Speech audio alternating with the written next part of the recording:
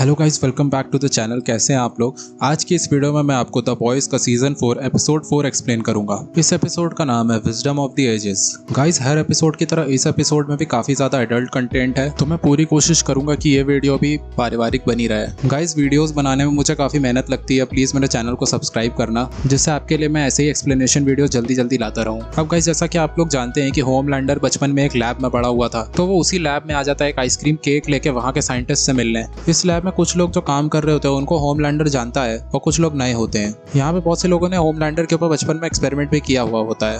अब यहाँ पे ये बंदा होता है मार्टी होमलैंडर को देख के उसे जॉन बोलता है, लेकिन होमलैंडर उससे कहता है कि तुम मुझे होमलैंडर बोलो, जॉन नहीं। अब होमलैंडर उन लोग से एक केक खाने को बोलता है।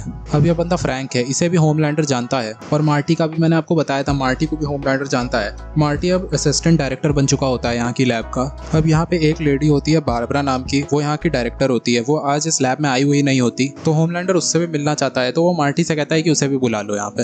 अब गाइस, यहाँ पे दूसरी तरफ बिली बुचर शावर ले रहा होता है और उसके पीठ पे यहाँ पे कुछ केचुआ जैसा चल रहा होता है। बुचर अचानक से चक्कर खा के गिर जाता है और उसका खोपड़ा नल पे लड़ जाता है, उसके चोट लग जाती है। उसको अपनी वाइफ के हेलुसिनेशंस भी आ रहे होते हैं और वो उसे उठने को बोल रही होती है। अब यहीं दूसरी तरफ ह्यूई को डॉक्टर्स बता रहे होते हैं कि उसके पापा ब्रेन डेड हो चुके हैं और कुछ दिन बाद डॉक्टर्स को उन्हें लाइफ सपोर्ट से हटाना पड़ेगा। अब ह्यूई ड्रिप की तरफ देख के वहां से चला जाता है। अब न्यूज चैनल वाले रॉबर्ट सिंगर की काफी बुराई कर रहे होते हैं। अब यहीं दूसरी तरफ एनी रॉबर्ट से मिलने आती है। अब एनी उसे बताती है कि वो उसकी स्यूब कंट्रोल बिल पास करने में मदद करेगी। वो बताती है कि वो स्टारलाइट बनके जनता से सपोर्ट मांगेगी, जिससे कि लोग सड़कों पे आके वो बिल पास होने का प्रदर्शन करने लगेंगे। सिंगर उससे पूछता है कि तुम्हें बदले में क्या चाहिए। एनी उससे कहती है कि तुम वादा करो कि तुम वॉर्ड कंपनी को खत्म कर दोगे। अब यहीं दूसरी तरफ कॉलिन फ्रेंची को बता रहा होता है कि उसके पेरेंट्स की डेथ कैसे हुई। वो बताता है कि एक दिन उसके घर में कोई घुस आया और पहले तो उसने उसके मम्मी पापा को मार दिया, फिर उसकी छोटी बहन को मार दिया। कॉलिन डर के मारे बेड के नीचे छिप गया था और उसने उस हत्यारे के पैर में चोट के निशान भी देखे। फ्रेंची उससे फिलहाल के लिए तो अपनी सच्चाई नहीं बताता। एनी की बिल्डिंग के सामने यहाँ पे फायर क्रैकर स्टेज पे एक शो करती है, जिसमें कि वो एनी का पर्दाफाश करने वाली होती है। फायर क्रैकर का ये शो वॉर्ड न्यूज नेटवर्क पर टेलीकास्ट हो रहा होता है। अब एमएम यहाँ पे एनी को बताता है कि उसने बिली बुचर को वापस टीम में ले लिया है। इस बात से एनी थोड़ा नाखुश होती है। अब बिली बुचर और एमएम सिचुएशन को हैंडल करने चले जाते हैं। अब होमलैंडर फ्रैंक के साथ वेस्ट पेपर बास्केटबॉल खेलने लगता है। अब होमलैंडर बताता है कि बचपन में फ्रैंक एक ओवन के अंदर होमलैंडर को डाल दिया करता था और उसके ऊपर एक्सपेरिमेंट किया करता था, ये देखने के लिए कि उसकी स्किन जल रही है कि नहीं। और इसी ओवन के अंदर से होमलैंडर फ्रैंक को पेपर बास्केटबॉल वाला गेम खेलते हुए देखता था अपने कोवर्कर्स के साथ। होमलैंडर ये भी बताता है कि उसे इन सब एक्सपेरिमेंट्स के दौरान काफी दर्द भी होता था। अब होमलैंडर फ्रैंक को ओवन के अंदर भेज देता है। होमलैंडर ओवन का बटन चला देता है और फ्रैंक यहाँ पे जल के मर जाता है। होमलैंडर उसे बाहर से देखते हुए कहता है कि जाओ, मैंने तुम्हें माफ कर दिया। ह्यूई किमिको से झूठ बोल के उसे एक जगह पे ले आता है सेफ्टी के लिए। वहाँ पे ए ट्रेन आ जाता है। ह्यूई अपने पापा को बचाने के लिए ए ट्रेन से कंपाउंड वी मांगता है। अब यहाँ पे कोई स्नाइपर से किमिको और ह्यूई के ऊपर नजर रख रहा होता है। ये शाइनिंग लाइट लिबरेशन आर्मी वाले होते हैं। ए ट्रेन उसे बताता है कि कंपाउंड वी लाना पॉसिबल नहीं है, सारी कंपाउंड वी होमलैंडर के घर पे है। लेकिन ए ट्रेन इस शर्त पे मान जाता है कि अगर वो ह्यूई को कंपाउंड वी ला के देगा तो ह्यूई और उसके बीच में जो भी दुश्मनी है वो खत्म हो जाएगी और ह्यूई उसे माफ कर देगा। किमिको ह्यूई से कहती है कि वो जो भी कर रहा है वो गलत है और यहाँ पे उनके ऊपर शाइनिंग लाइट लिबरेशन आर्मी वाले अटैक कर देते हैं। ह्यूई उनसे बच के भागने की कोशिश करता है और उसका पैर फ्रैक्चर हो जाता है। अब बिली बुचर और एमएम फायर क्रैकर को कन्फ्रंट करते हैं। जब फायर क्रैकर 28 साल की थी तो उसने 15 साल के लड़के के साथ कुछ गंदे काम किए थे और उसी फोटो को वो लोग फायर क्रैकर को दिखाते हैं और वो उसे ब्लैकमेल करते हुए पूछते हैं कि सेज का आखिरकार प्लान क्या है। फायर क्रैकर घबराती नहीं है और वो खुद से ही उस फोटो को पोस्ट कर देती है सोशल मीडिया पे।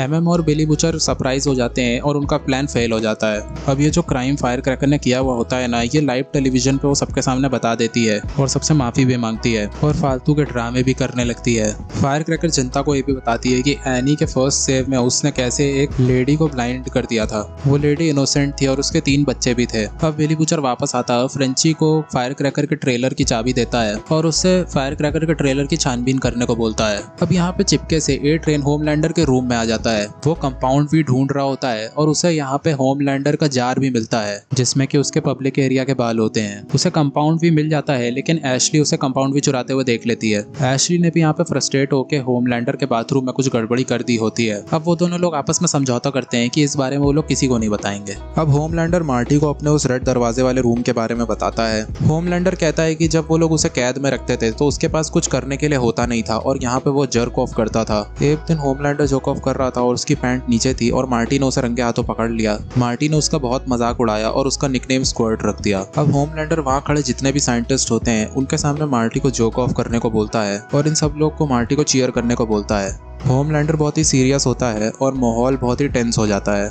अब मार्टी ऐसा करता भी है और होमलैंडर हंसने लगता है। होमलैंडर उससे कहता है अच्छे से करो, अगर तुम अच्छे से नहीं करोगे तो मैं तुम्हारा मेन पॉइंट लेजर कर दूंगा, और वो उसका मेन पॉइंट लेजर भी कर देता है। अब वो पागलों की तरह हंसने लगता है और यहाँ पे बारबरा आ जाती है। बारबरा उससे कहती है कि मार्टी को उसके जीवन से मुक्त कर दो क्योंकि अभी वो तकलीफ में है। होमलैंडर मार्टी का सिर कुचल के उसे मार देता है और ये सब देख के वहाँ पे खड़ी एक साइंटिस्ट वॉमिट भी कर देती है। अब बारबरा होमलैंडर से कहती है कि मेरे ऑफिस में आओ, मुझे तुमसे बात करनी है। और होमलैंडर कहता है कि मैं तुम्हारे ऑफिस में नहीं जाऊंगा, जिस रूम में मैं पड़ा हुआ था उसी रूम में बैठ के बात करते हैं। अब यहीं दूसरी तरफ ह्यूई और किमिको शाइनिंग लाइट आर्मी वालों से निपट रहे होते हैं। एक बंदा ह्यूई को मारने के लिए उसके पीछे भागने लगता है। किसी तरह बचते बचाते ह्यूई उस बंदे को मार देता है। किमिको इस वाले स्यूप से लड़ रही होती है। किमिको उसकी मदद करना चाहती है और उसकी तरफ हाथ बढ़ाती है और हमें यह लड़की बताती है कि किमिको ने इस लड़की को किडनैप करा था और इसको एक फाइटिंग कैंप में डाल दिया था और उस कैंप में उस लड़की के पास दो ही ऑप्शन थे, या तो वो मारे या तो फिर मर जाए, और किमिको की वजह से उसके चेहरे पे ये निशान भी हो गए थे। अब ह्यूई और किमिको वहां से चले जाते हैं और वो लड़की किमिको को आवाज भी देती है, लेकिन वो दोनों नहीं सुनते और वहां से निकल जाते हैं। अब फ्रेंची फायर क्रैकर के ट्रेलर में घुस जाता है और वहां की तहकीकात करता है। उसे वहां पे एक मेडिसिन भी मिलती है। अब at the same time fire cracker का शो चल रहा होता है और उसमें वो एनी के बारे में एक और खुलासा करती है। वो बताती है कि एनी एज अ क्रिश्चियन बड़ी हुई थी, लेकिन 6 महीने पहले उसने अपना एबॉर्शन करवा लिया। अब ये सब न्यूज पे देखते हुए एनी बहुत ही ज्यादा गुस्सा हो जाती है। अब यहाँ पे फ्रेंची जब ट्रेलर की छानबीन कर रहा होता है तो उसे एजीकियल पकड़ लेता है। एजीकियल भी एक सूप होता है। एजीकियल की बॉडी बहुत ही लचीली होती है। अब वो फ्रेंची के ऊपर हमला कर देता है। फ्रेंची तो घायल हो जाता है और यहीं दूसरी तरफ एनी फायर क्रैकर के पास आके उसे खूब पीटती है। ये सब लाइव टेलीविजन पर टेलीकास्ट हो रहा होता है। ईयरफोन के जरिए एमएमओ बूचर को पता होता है कि फ्रेंची मुसीबत में है। अब बूचर फ्रेंची को बचाने आ जाता है। वहीं दूसरी तरफ एनी को शांत कराने एमएम आ जाता है। यहाँ सब कुछ लाइव टेलीकास्ट जो हो रहा था वो सब सेज भी देख रही होती है। लड़ते लड़ते एजीकियल बिली बूचर को गिरा के उसका गला दबाने लगता है और यहाँ पे उसे उसकी वाइफ के हेलुसिनेशंस आ रहे होते हैं जो कि उसे उठने को बोल रही होती है कि बिली उठो। बिली बूचर के माथे के पास फिर से वो केचुए जैसी चीज रेंगने लगती है। यहाँ पे स्क्रीन अचानक से ब्लैंक हो जाती है और एजीकियल चिल्लाने लगता है। अब जब स्क्रीन वापस से नॉर्मल होती है तो हमें दिखाया जाता है कि बिली बूचर खून से लथपथ है और वो बेहोश हो गया था। बूचर जब पीछे मुड़ के देखता है तो वो पाता है कि एजीकियल के टुकड़े टुकड़े हो चुके हैं। यहाँ पर बूचर के अंदर शायद मून नाइट जैसी पावर्स आ गई हैं या फिर विक्टोरिया न्यूमैन जैसी।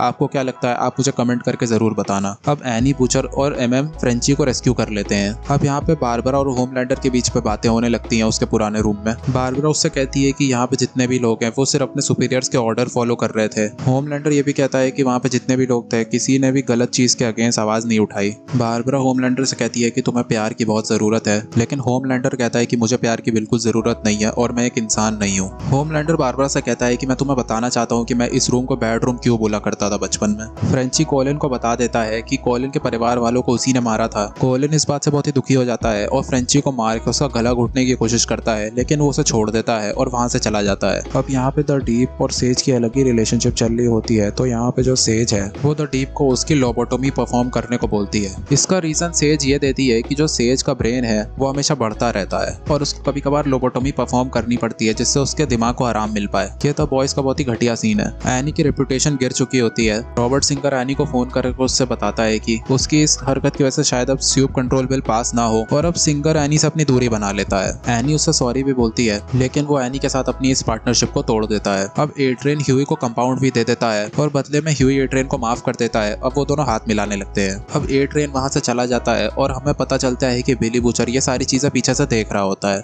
बूचर उससे पूछता है कि वो इस कंपाउंड वी का करेगा क्या, और ह्यूई से कहता है कि वो अपने पापा को कंपाउंड वी देके उन्हें बचा लेगा। और वो बूचर से कहता है कि बचा हुआ टेम्फी तुम भी ले सकते हो और तुम भी अपनी जान बचा लो। लेकिन बूचर उससे कहता है कि 4 महीने पहले ही मैंने टेम्फी लिया है और उसने मेरी ज्यादा हेल्प नहीं करी, बल्कि इसने मेरे तुम्हारे जीने के दिन और कम कर दिए, समय रहते तुम भी ये सब छोड़ दो। ह्यूई बिना कुछ कहे वहाँ से चला जाता है। अब अगले दिन ह्यूई अपने पापा के पास होता है और वो सोच रहा होता है कि मैं कंपाउंड भी दूं या ना दूं, और वो डिसाइड करता है कि उन्हें कंपाउंड भी नहीं देगा। ह्यूई की मम्मी अचानक से वहाँ आ जाती है। ह्यूई रूम से बाहर चला जाता है कॉफी लेने, और जब वो वापस अंदर रूम में आता है शायद ह्यूई की मम्मी के भी मन में कंपाउंड भी देने का इरादा होता है ह्यूई के पापा को। यहाँ पे ह्यूई के पापा के अंदर कंपाउंड भी जा रहा होता है। अब यहाँ पे ह्यूई के पापा हिलने लगते हैं और अचानक से उठ जाते हैं। यहाँ पे शायद ह्यूई की मम्मी ने ह्यूई के पापा को कंपाउंड भी दे दिया है। अब यहाँ पे दूसरी तरफ होमलैंडर खून से लथपथ होता है, वो लिफ्ट में होता है, वो वापस जा रहा होता है। हमें दिखाया जाता है कि जो लाल दरवाजे वाला रूम है वहाँ पे बारबरा जिंदा बची हुई है, और लैब के जितने भी बचे हुए लोग हैं उन सबको होमलैंडर ने बारबरा के सामने मार दिया है। और यहाँ पे होमलैंडर बहुत ही खुश दिखाई दे रहा होता है। अब यहाँ पे ये एपिसोड खत्म हो जाता है। अगर वीडियो अच्छी लगी हो तो लाइक कर देना, मेरे चैनल को सब्सक्राइब कर देना। तब तक के लिए बाय बाय।